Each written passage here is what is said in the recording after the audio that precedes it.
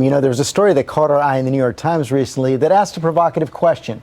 Why do good parents often have problem children? Are there such things as bad seeds, kids who are just plain mean, despite the best efforts of their mothers and fathers? It's all rooted in the age-old debate of nature versus nurture, and as Juju explains, a bad nature will often trump even the best nurture. It was one of the happiest days in Jodi Richardson's life, the birth of her first son 11 years ago. It's kind of a wild experience. You know, the kids don't come with an instruction manual, and then all of a sudden, here you've got this little being that's totally dependent on you. As a teacher, Jodi had plenty of experience with kids. She thought she and her husband were ready to be good parents. But even before he was out of diapers, she needed help. At one point, I went to the library, and I got a book, you know, Your 3-Year-Old Friend or Foe. And at first, she thought it was the terrible twos, lashing out at Mommy, especially after his baby brother came along. he said, well, I wish you were dead, and I wouldn't even come to your funeral. And now, at 11, he's beginning to threaten her physically. Just body posture and come up and kind of get in my face and, you know, what are you going to do about it, Mom? His bullying behavior has gotten him suspended several times, and other parents have confronted Jodi about his aggressions and her parenting. It's embarrassing, and pretty much every day you kind of think, well, what have I done to bring this on?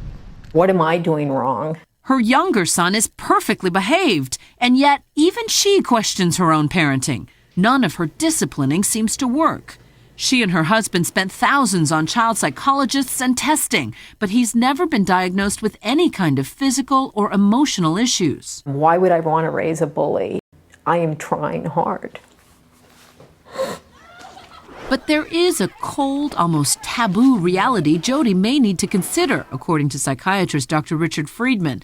He believes in some cases a child might just be a bad seed. There are going to be kids who are intrinsically nicer and more loving and empathic, and there are going to be kids who are intrinsically unempathic and mean. Dr. Friedman says the simple fact is, good parents can raise bad kids. Boys and girls behaving badly. Everything from tantrums to cruelty. Even physical aggression. Behavior that has no psychological diagnosis or triggers. It usually starts early and continues well through adulthood. I'm not talking about kids who are fledgling psychopaths, but, you know, kids who are just garden variety mean. It's an idea that turns traditional child psychology on its head. Instead of saying there are no bad kids, only bad parents, Dr. Friedman argues maybe some kids are just hardwired to behave badly, tipping the scales towards nature in the nature versus nurture debate. In a sense, it lets parents who are doing everything right have a realistic sense of what they're responsible for and not to feel guilty for things they can't control. But Friedman's critics say the suggestion that a bad seed will naturally grow into a bad adult doesn't give struggling parents reason to hope. He didn't leave much room for any parent to raise their child when they discover they have a difficult child. Instead of giving up on their aggressive kids, he says it's still worth it for parents to keep trying new tactics. I believe most children, the majority of children, can change if the parents learn a different mode of effective and powerful parenting.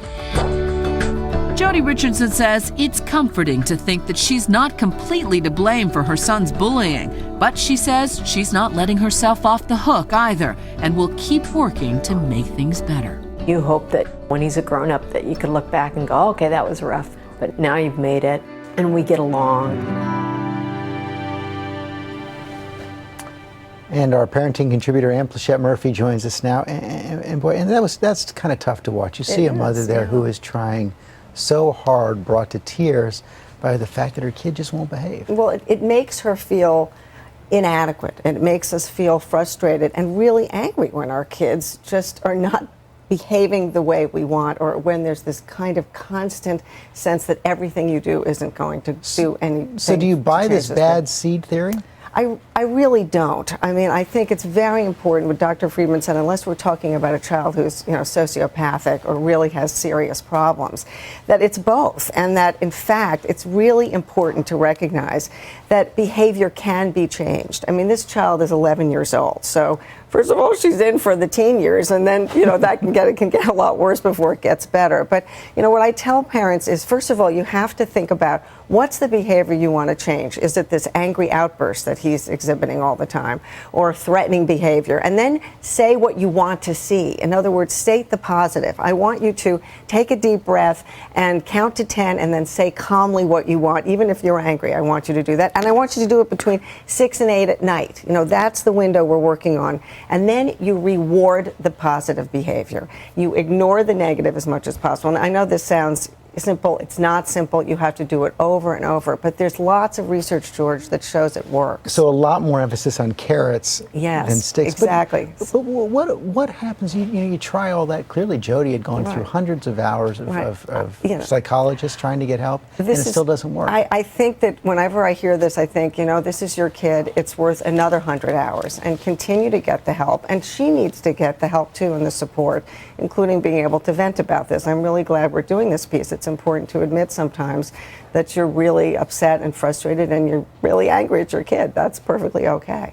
But don't give up. Okay, Ann Plachette Murphy, thanks very much. And we do want to hear from all of you. If you want to share a story with us or weigh in with what you think about all this, go to our website, abcnews.com/GMA.